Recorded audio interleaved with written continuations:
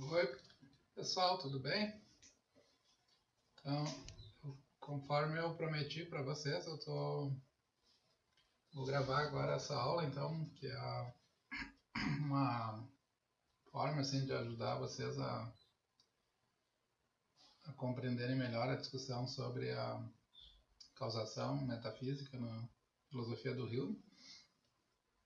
E eu chamei a aula então de causalidade metafísica da causação, porque eu vou iniciar a exposição falando mais da causalidade depois no final, então eu discuto a questão da causação para vocês compreenderem como esses dois temas eles aparecem relacionados na filosofia humeana. Ok? Então, com relação a causação, eu queria que vocês pensassem nesse exemplo aqui, que são... Vocês estão vendo aqui que tem... A imagem não ficou muito nítida, mas tem uma mão aqui, né? Ela está na frente de um fogo. Ela está, portanto, sofrendo, né, a ação do calor. Se vocês se aproximarem mais do fogo, né, inevitavelmente a pessoa vai se queimar. Então, vocês poderiam dizer que o que está acontecendo aqui nessa situação é uma relação causal, né, entre dois objetos. O objeto A é o fogo e o objeto B é o calor, né, e a queimadura que ele produz na mão. E a discussão metafísica em torno da causalidade, da causação, então essa é uma relação causal, né? Mas a discussão metafísica é qual que é a base metafísica dessa relação que está sendo estabelecida entre esses dois objetos. Então existem três, né? Normalmente quando se formula o problema se pensa em três problemas, digamos assim, relacionados com esse fenômeno, né? Que é tentar entender quais são os membros da relação causal, quais são os relatas, né? O que são os itens, né, que se relacionam aqui. Então, o primeiro problema é explicar qual a categoria desses relatos, né? Se vocês pensarem aqui na ideia de fogo e calor, o fogo e o calor vão ser, do ponto de vista metafísico, eles são objetos, são fatos, são eventos, né, como ocorrências. Qual a natureza metafísica dessas duas entidades? O objeto A, aqui eu chamei de objeto, né? Mas tem uma discussão metafísica sobre se o fogo, nesse caso, é um evento, né? E o calor é um outro evento distinto, então tem pelo menos dois eventos, né, envolvidos. Então, o segundo problema aqui é qual é o número, então é uma coisa só, a produção de calor pelo fogo é um evento só, o fogo ele não se distingue do calor produzido, digamos, ou são dois ou mais eventos, né? E o terceiro, qual que é a função desses eventos que aparecem numa relação causal, que é, por exemplo, ser causa ou efeito, né, de uma outra coisa. Então a resposta aqui, uma visão padrão, né, que eu apresento para vocês, ela diz que os relatos causais eles têm a natureza de eventos, né, eles são da categoria dos eventos. O número desses relatos é 2 e os papéis que eles desempenham na relação um é causa e o outro é efeito, eles não têm o mesmo papel. Isso é, digamos assim, uma descrição mínima, né, que vai dar origem, então, ao problema da causação. Vou dar um exemplo para vocês aqui, talvez que ajude, né, para perceber a diferença, né?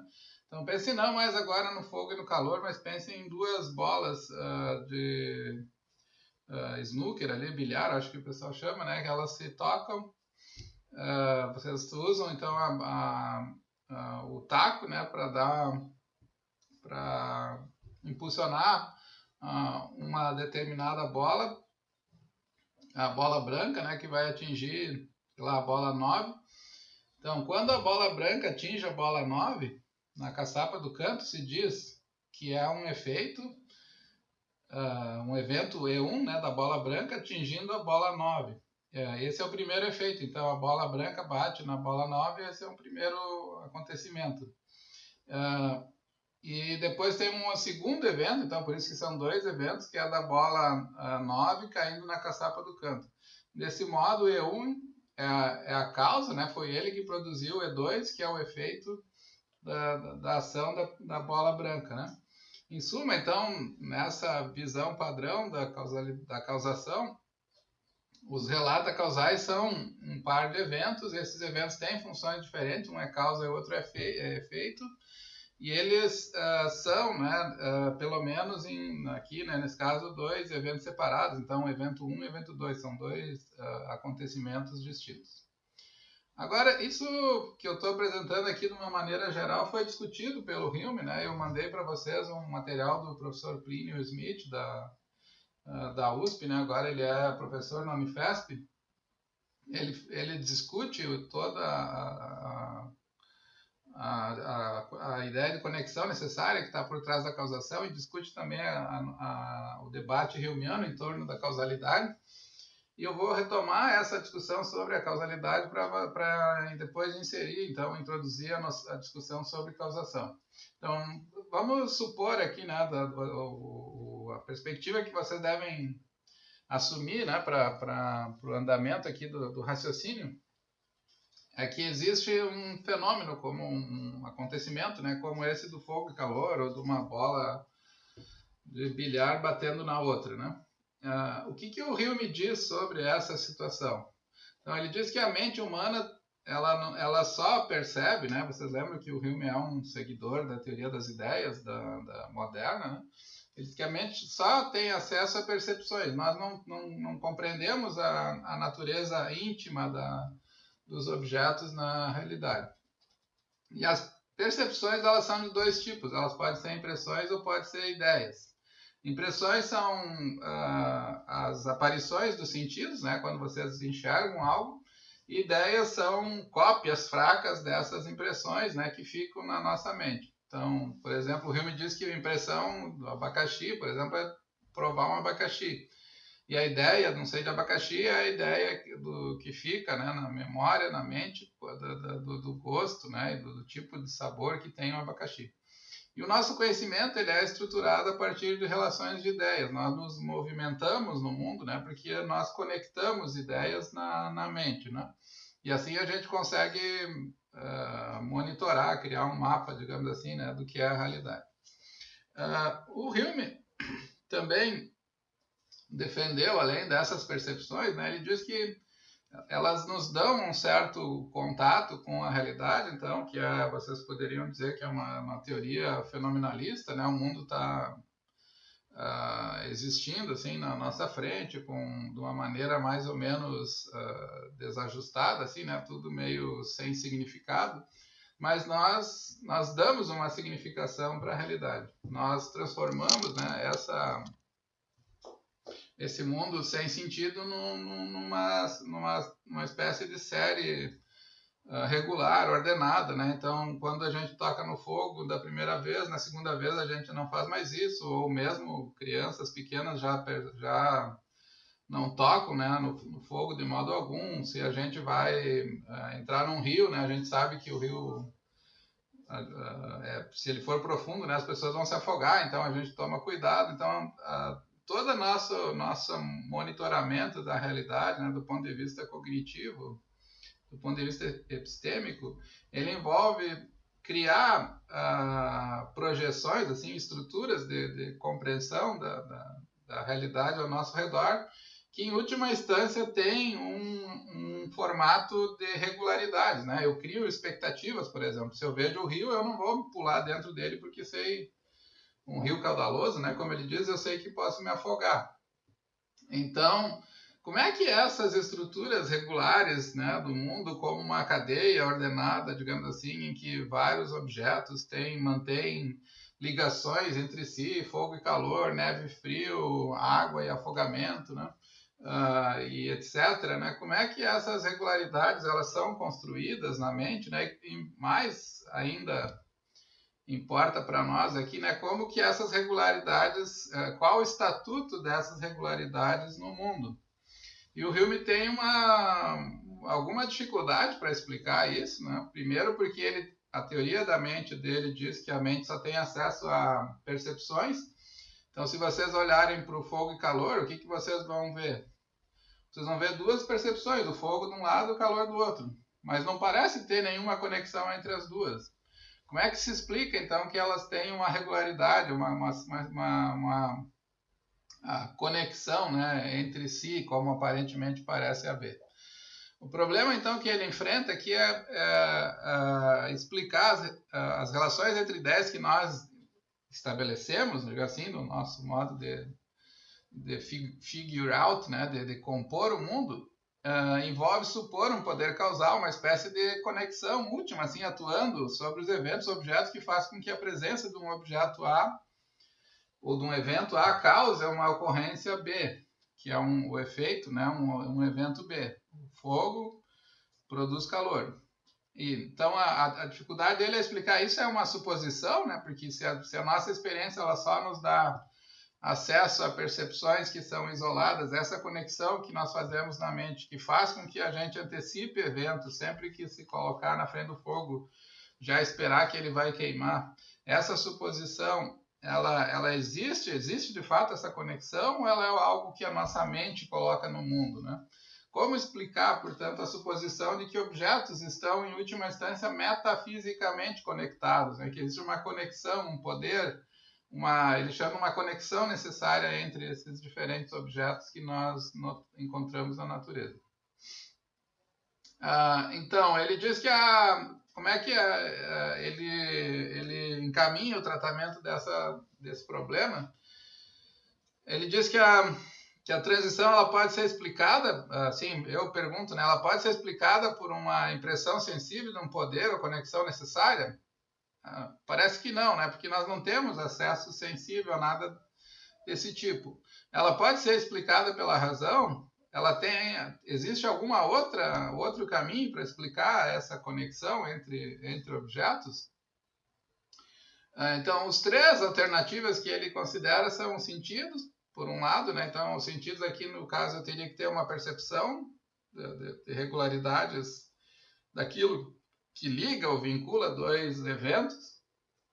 Pode ser pela razão, né? Daí, nesse caso, conhecendo, né, um determinado objeto, o fogo, pelo próprio conceito, eu posso inferir que o fogo produz calor, que ele considera essa hipótese indefensável, né? Porque do ponto de vista lógico não tem nada estranho em pensar num fogo que não produz calor.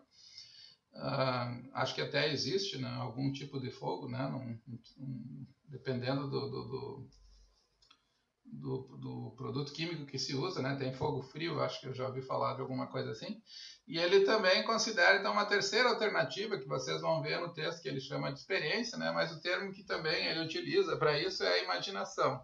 Então, que a relação não é,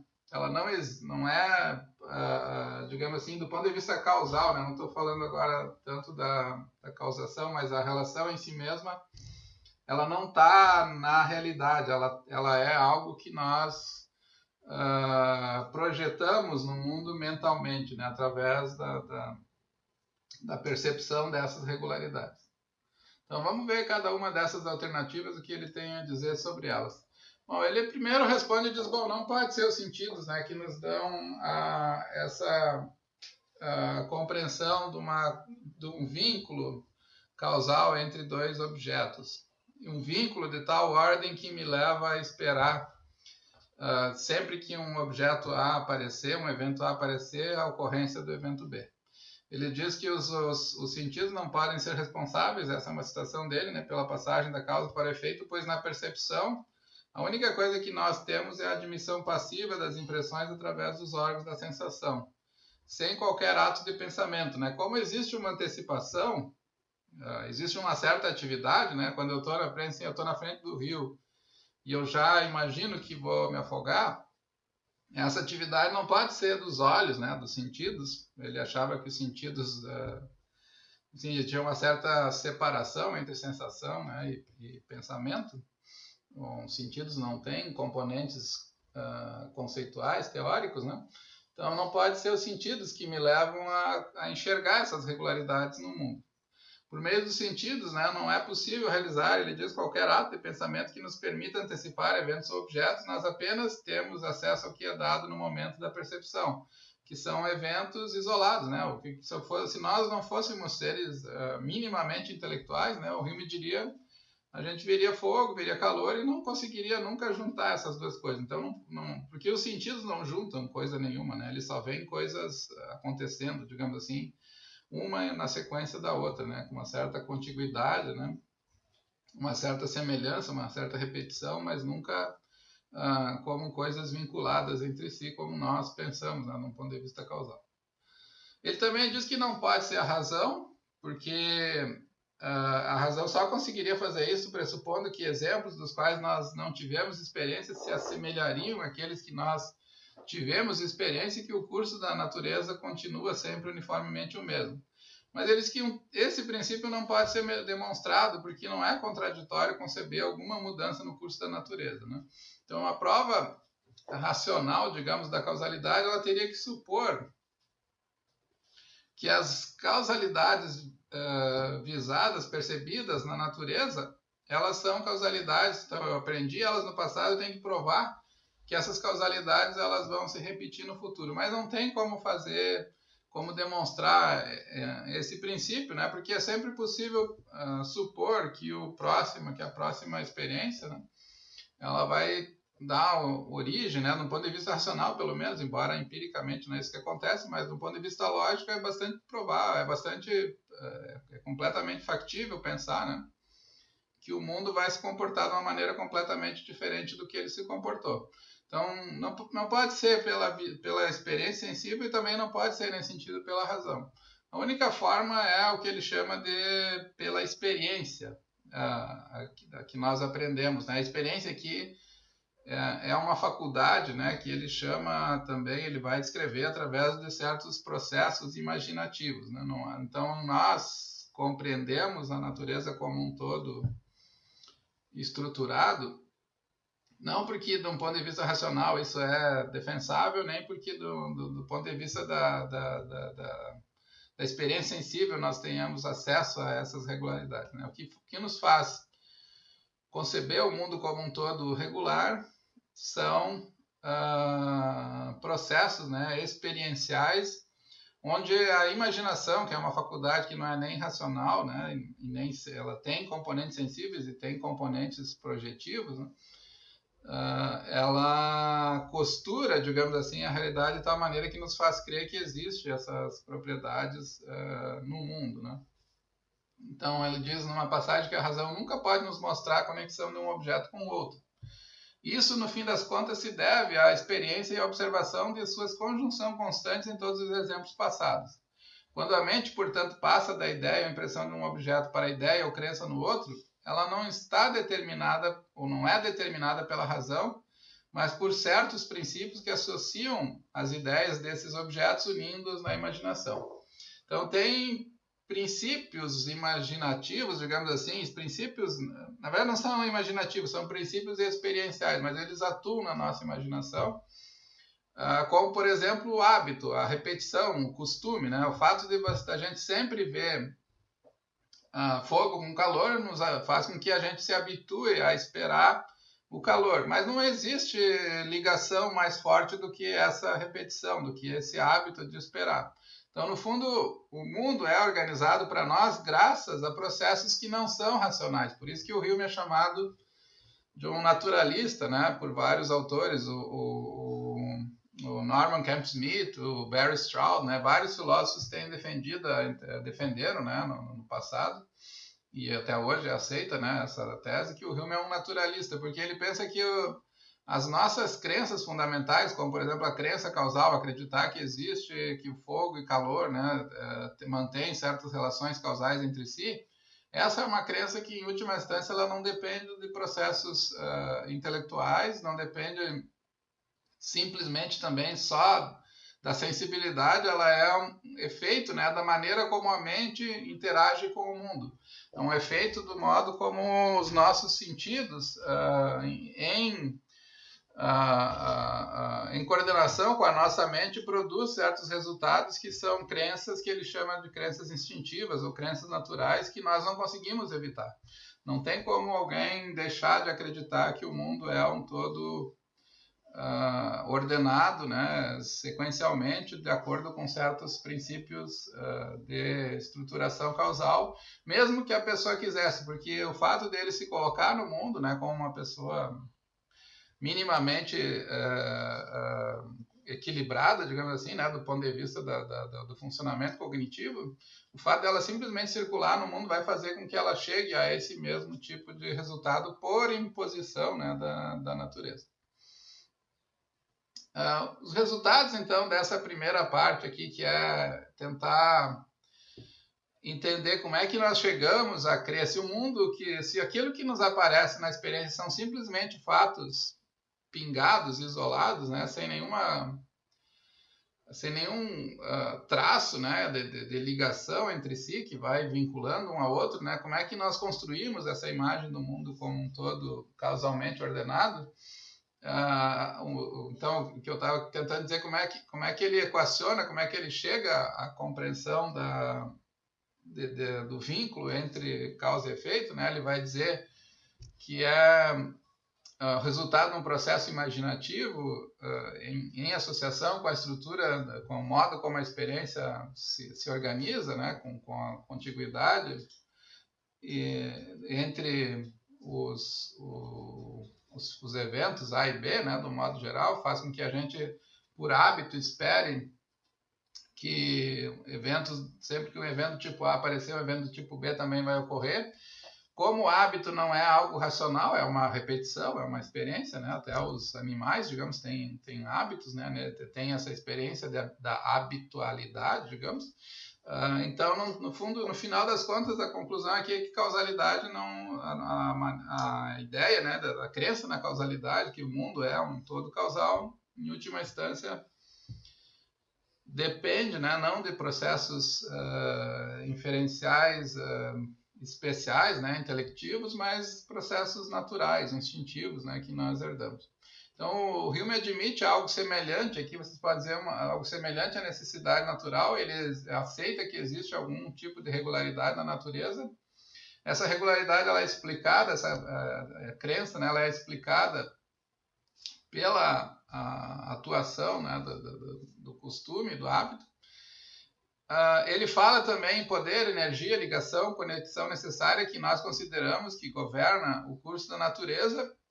E aí, então, a disputa que surgiu, e agora que eu vou iniciar a discussão, né, da causação, é, afinal, se ele está dizendo, então, que existem essas regularidades, aí surge a dúvida metafísica, é isso que nos interessa, né, uma pergunta metafísica, mas, afinal, essas regularidades, elas são meras regularidades, sem nenhuma razão metafísica, ou ele foi um defensor de uma teoria da causação realista, né, com C maiúsculo, no sentido que existe algo na matéria, nos próprios objetos, que faz com que eles se vinculem, né? Alguma coisa material atuando que faz com que a ligação entre fogo e calor, por exemplo, ocorra.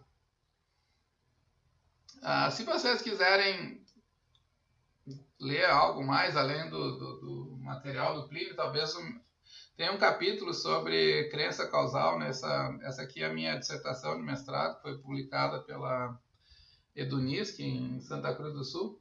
Se vocês quiserem dar uma lida, no capítulo 2, né, tem uma discussão sobre isso que eu apresentei para vocês, assim, mais simples, né, o texto do Plínio é eu acho um pouquinho mais exigente, então aqui talvez lendo as duas coisas vocês vão conseguir entender um pouquinho melhor.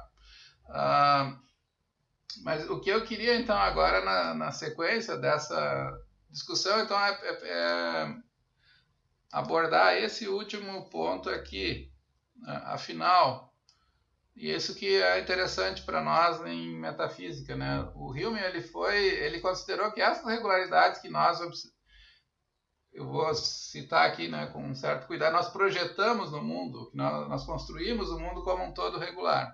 Essas regularidades, elas são meras regularidades, sem nenhum substrato metafísico, né?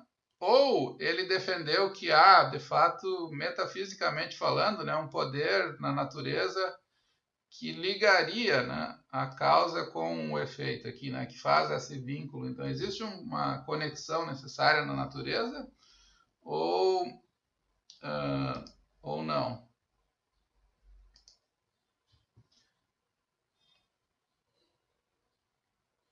Tá? Quem discutiu, e é o melhor trabalho que eu conheço, né, sobre esse ponto, foi esse filósofo aqui, bastante conhecido, é o Galen Strawson, né? Ele é filho de uma linhagem nobre, né, filosófica, é filho do Peter F. Strawson.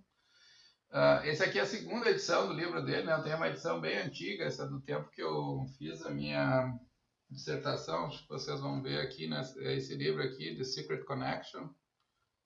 Cadê? Aí. É um livro de 1992 e eu comprei ele em 97, né? Ele já não é o mais recente, mas não é a discussão mais recente, não tenho acompanhado tanto os trabalhos sobre Hume, mas esse é um livro belíssimo, assim, eu gosto muito dele, eu li na época da dissertação, e eu vou então, para ilustrar, assim, para abrir o caminho para vocês, né, eu vou apresentar rapidamente a discussão que ele faz. Então, uma da pergunta fundamental que ele faz é o que é acreditar na causação. A gente já viu que o Hume aceita, né, que existe uma captura, digamos assim, uma organização da estrutura da experiência em termos causais, e tem duas vertentes, digamos assim, né,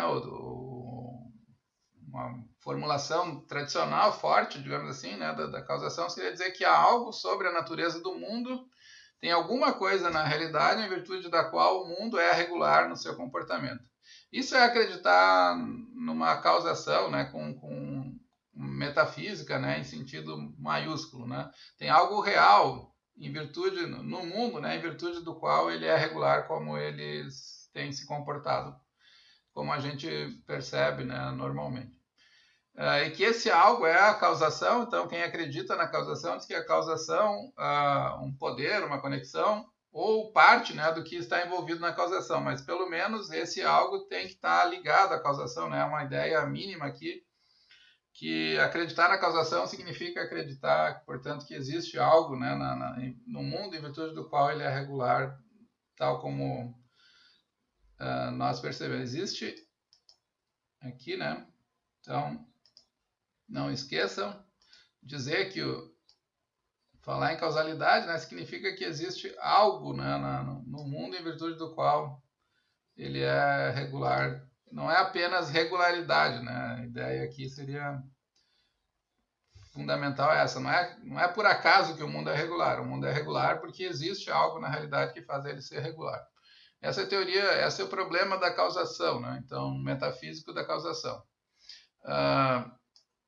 Uma implicação da teoria significa dizer que B aconteceu em virtude de A, o fogo, o calor, né, aconteceu em virtude do fogo, é uma coisa que é realmente parte da natureza, independente de qualquer reação mental humana. Então, não é só simplesmente que a nossa mente percebe aqui o mundo como organizado regularmente, né? É porque realmente existe, né, o B se seguiu de A porque realmente é parte da natureza, né, que A se siga de B. Como Strawson diz isso, né, há algo no mundo em virtude do qual ele é regular, né? Tem alguma coisa que faz com que o mundo seja regular, né? Isso é a causação última. Então, a causalidade, essas regularidades que nós percebemos, de um ponto de vista metafísico, num metaphysical level aqui, né, digamos, num nível mais do substrato da realidade, do modo como ela aparece para nós, fenomenicamente, né, existe algo metafísico que faz com que ela seja assim.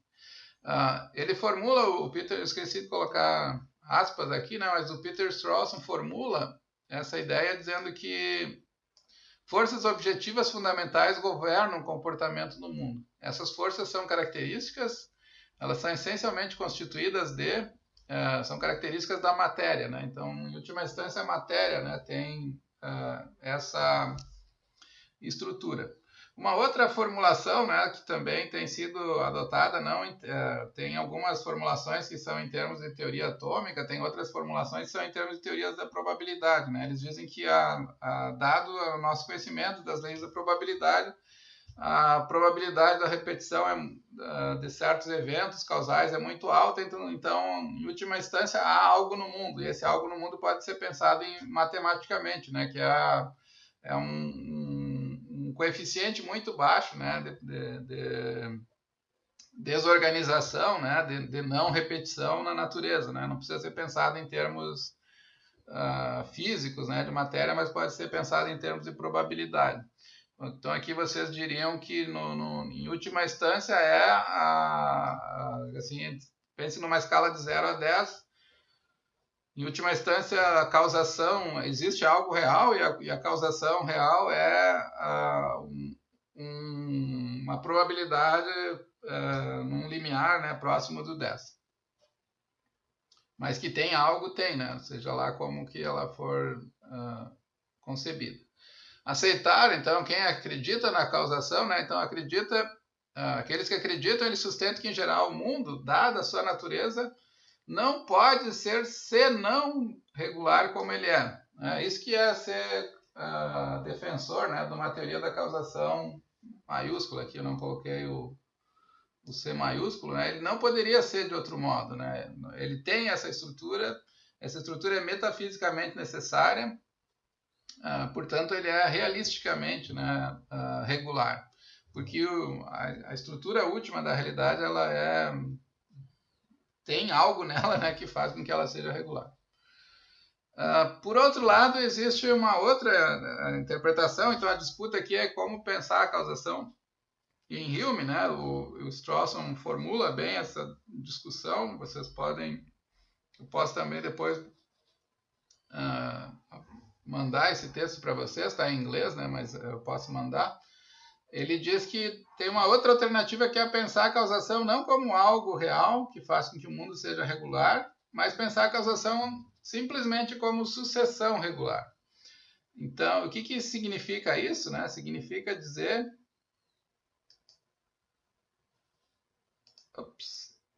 Eu estou tentando trocar a cor aqui, mas agora eu não vou trocar. Sucessão regular significa dizer que não há nada na natureza ou sobre a natureza no mundo em virtude do qual ele é regular no seu comportamento. Não tem nada por trás dessas regularidades. Então, nós enxergamos o mundo de uma maneira regular.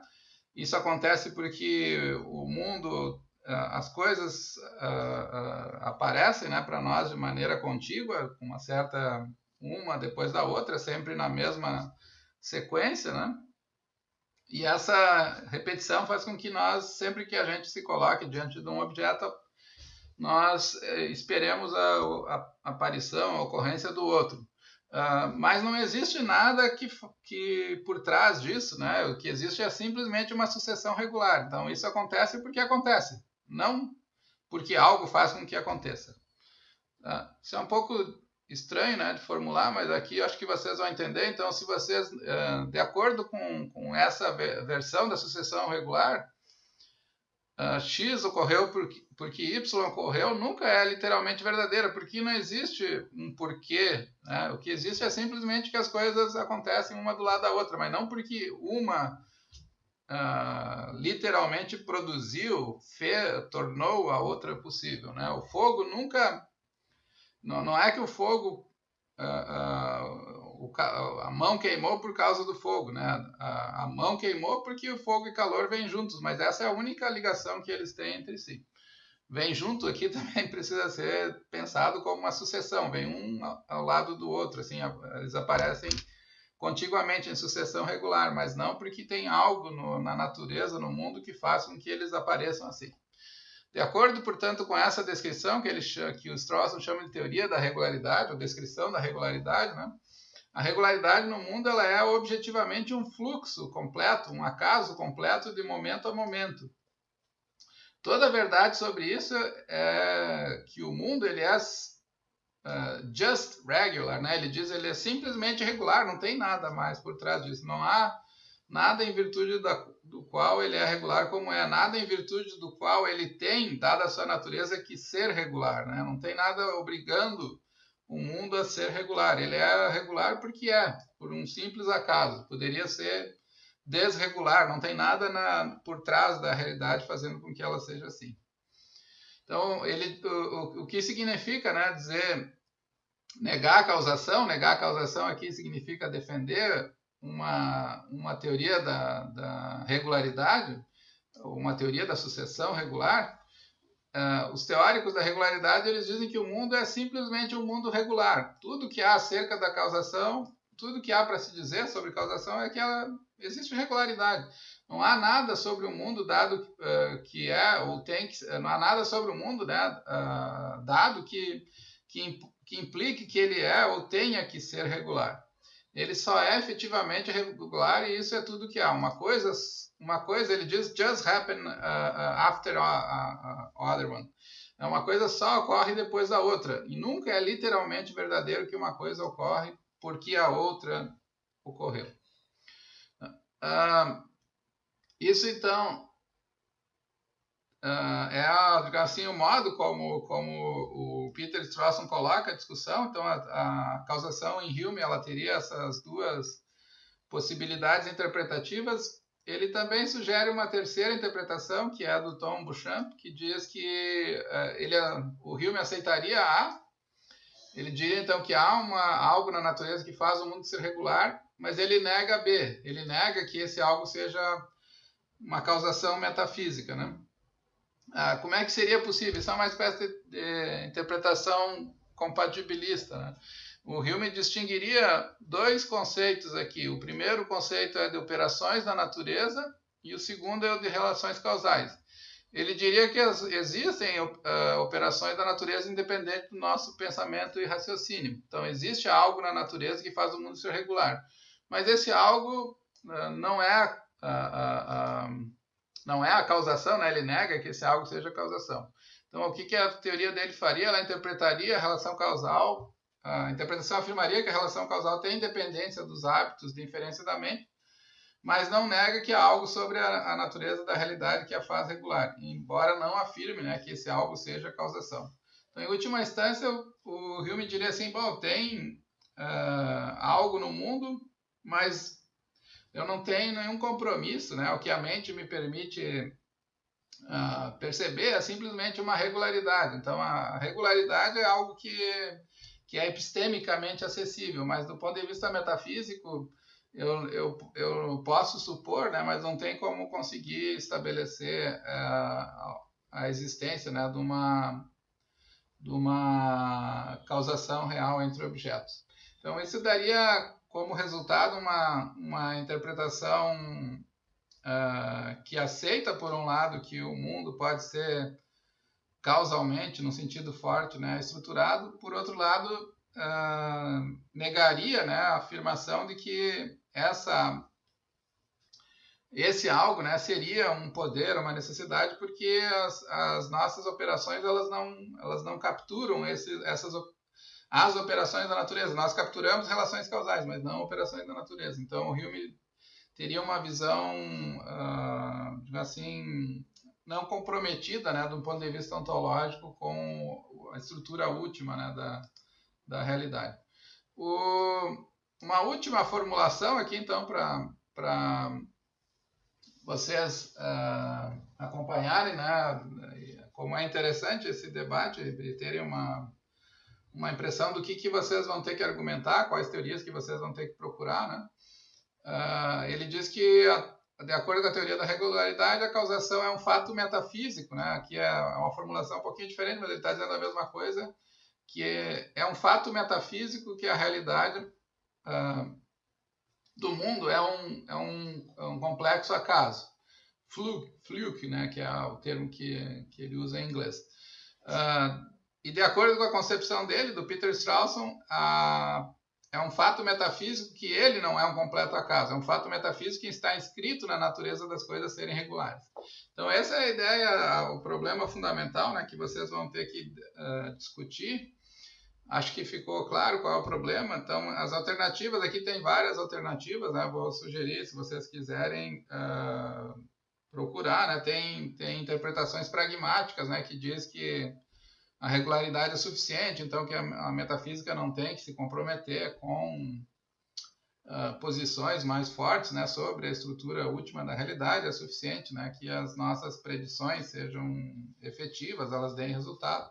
Então vocês vão ter várias teorias que vão tentar responder a qual é, né, em última instância, a natureza da causação, que é um problema, então, que aparece claramente, né, como sempre formulado assim de uma maneira muito simples e muito direta, né, pelo Hume. Tá bom? Aí eu vou mandar a aula então e depois à noite, nos próximos dias, a gente discute esse tema em sala, daí online. Um abração. Tchau.